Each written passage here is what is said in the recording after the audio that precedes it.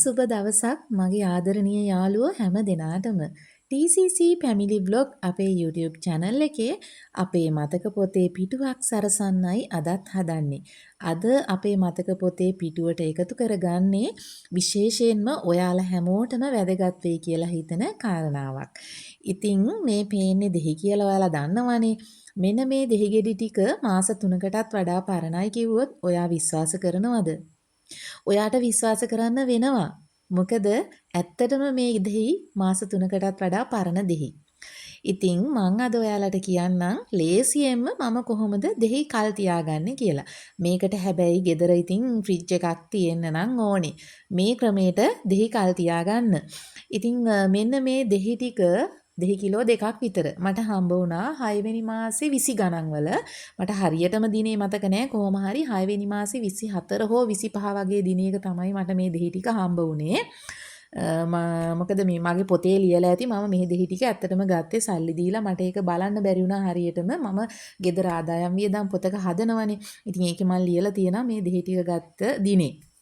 කොහොම හරි ඒ දෙහි ගෙනාවට පස්සේ ඒකේ හොඳට මිදිච්ච දෙහි ගෙඩි ටික වෙන් කරලා යාන්තම් කහ වේගෙන ආපු හොඳට පැහිච්ච දෙහි ගෙඩි ටික මම වෙන් කෙරුවා. වෙන් කරලා ඒ පැහිච්ච දෙහි ගෙඩි වෙන් කරපුවාම තිබ්බා 40ක් 50ක් විතර.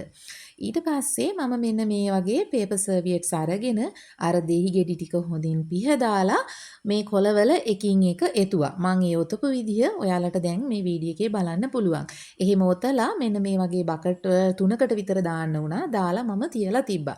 ඊට පස්සේ මම අර ඉදිච්ච හොඳට මිදිච්ච දෙහි බීම හදලා බීලා ගෙදර කෑමට අරන් වා කරලා ඉවරුණාට පස්සේ මේ දෙහි තමයි පාවිච්චි කරන්න ගත්තේ.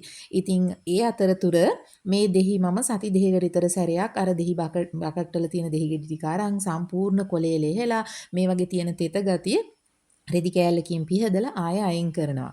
මේ කොළ තෙතයි නම් ඒවත් අයින් කරනවා. එහෙම නැත්නම් ඒ කොළවලම මෙන්න මේ විදිහට මම ඔතා ගන්නවා. ඉතින් මුල්ම සති දෙකෙන් අයින් කරනකොට නම් මේ කොළ හොඳටම තෙත් වෙලා තිබුණේ. මොකද අර දෙහි ගෙඩි නැවුම්නේ.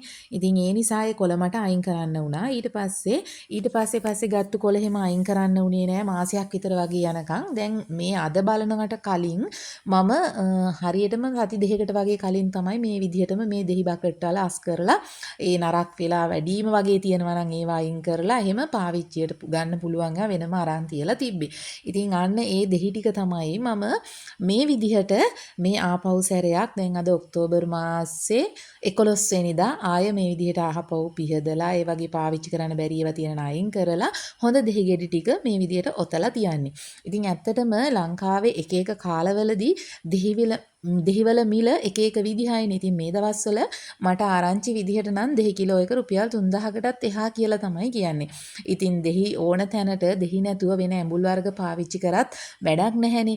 ඉතින් ඇත්තටම සියඹලා ගොරක ඒ දේවල් පාවිච්චි කරාට ඒ දෙහි වලින් එන නැවුම් රස දෙහි වලින් ගන්න ඇඹුල් රස ගන්න බෑනේ අපිට.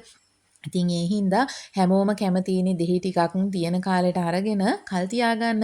ඉතින් එහෙම කල් තියාගන්නකොට අපිට ලුණු දෙහි දාන්න පුළුවන්. එහෙම නැත්නම් අයිස් කියුබ් වගේ හදන්න පුළුවන් දෙහි ඉස්ම ටික මිරිකලා අරන්. එහෙම නැත්නම් දෙහි ඉස්ම කකාරවල බෝතල් වලට දාලා තියාගන්න පුළුවන්. ඉතින් ඒවා කරන්න ගියපුවාම ටිකක් කරදරයිනේ. හැබැයි මෙන්න මේ ක්‍රමේ නම් හරිම ලේසි. සාමාන්‍ය ඉතින් දෙහි ගෙඩි ටිකක් මාස 3ක් විතර තියාගන්න පුළුවන් නම් තව මොනවද නේද? ඉතින් දැන් ඇත්තටම මම මාස 3කටත් වඩා මේවා තියාගත්තා. ඉතින් තවත් මට ටික දවසක් මේවා තියාගෙන පාවිච්චි කරන්න පුළුවන්. මම ගිය අවුරුද්දේ ලුණු දෙහි දැම්මා. ඉතින් ඒ ලුණු දෙහි දාපු වීඩියෝ එකත් මගේ YouTube channel එකේ තියෙනවා. කැමති අයට බලන්න පුළුවන් ගිහිල්ලා. කොච්චි එහෙම දාලා තමයි මම ඒ ලුණු දෙහි එක හැදුවේ. ඉතින් මේ සැරේ මම දෙහි කල් තියාගත්තේ මෙන්න මේ විදිහට. ගෙදර තාමත් ඒ ලුණු දෙහි බෝතල් වලින් එකක් තියෙනවා මාරම රසයි සුවඳයි. මම මේ වැඩේ කරන අතරතුර අපේ බබා කොමඩු ගෙඩියකුත් අරන් ඇවිල්ලා දැන් එයාට ඒක කපලා දෙන්නලු. ඒක ඉතින් එයාට කපලා දෙන්නත් ඕන. ඔන්න ඔහොම තමයි මම ලේසියෙම දෙහි කල් තියාගන්නේ. මං හිතනවා ඔයාලට මෙන්න මේ පුංචි ටිප් එක ගොඩාක් වැදගත් වෙයි කියලා. මොකද හැමෝම කැමති ගෙදර දෙහි නැත්තම් ගෙදර දෙහි තිබ්බත් දෙහි නැති කාලයක් එනවනේ. ඒ කාලෙට ගන්න දෙහි ටිකක් පරිස්සම් කරලා තියාගන්න. මේ විදිහට කරන අය ඉන්නවා නම් ඔන්න කමෙන්ට් එකක් දාන්න. ඒ වගේම අපේ වීඩියෝ එක බලලා ඔයාලට හිතෙන දෙයක් කමෙන්ට් කරන්න කියලාත් ආදරයෙන් ඉල්ලනවා.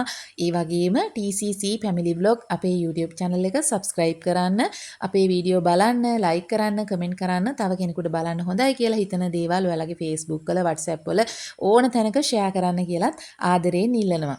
එහෙනම් ඉතින් මම මෙන්න මේ විදිහට මේ දෙහි ටික බකට් එකට දාලා ඉවරයි. දැන් ආපහු සැරයක් මේක ෆ්‍රිජ් එකේ තියන්න යන්නේ. අපි ඉස්සරහට බලමු කොච්චර කාල මේවා තියාගන්න පුළුවන් වෙයිද කියලා. මම ඔයාලට වෙනම වීඩියෝ එකක් ගේනකොට ආයෙ සැරයක් ඒක මතක් කරන්නම්කෝ.